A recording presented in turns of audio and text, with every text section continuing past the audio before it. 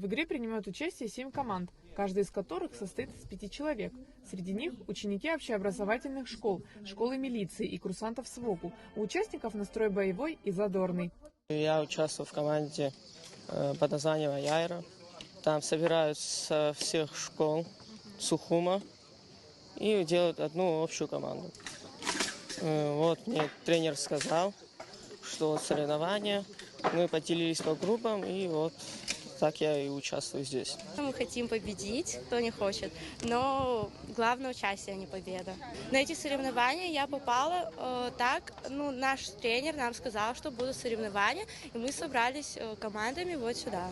Руководитель культурного фонда «Платформа» рассказала, что это мероприятие – продолжение проекта «Кавказский фронт», стартовавшего в 2022 году. В 2025 году проект был поддержан фондом президентских грантов. Игра состоит из 7 станций, максимально приближенных к реальным боевым и штабным условиям.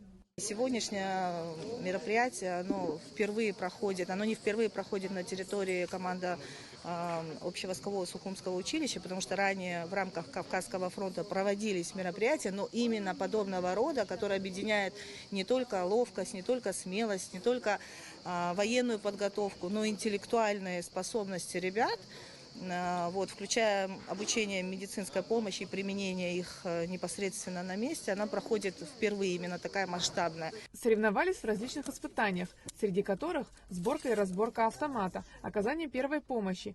В этом участникам помогали сотрудники МЧС. Также предстояло пройти исторический квест, спортивные и интеллектуальные испытания. Сегодняшнее мероприятие, оно вообще проводится в рамках битвы за Кавказ, поэтому, что касательно информационной части, то ребята будут познавать и показывать свои способности именно в этом направлении, в направлении информации обороны Кавказа. Конец игры ознаменовался водружением Знамени Победы.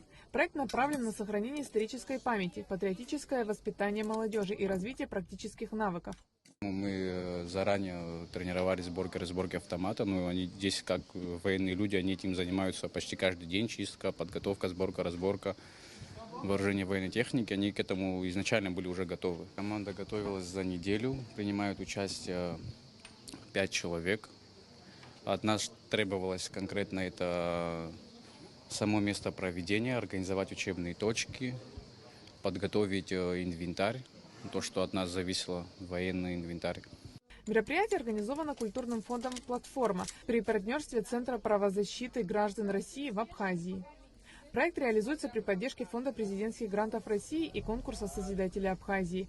Айлита Арутюнян, Заурлиев, Абхазское телевидение.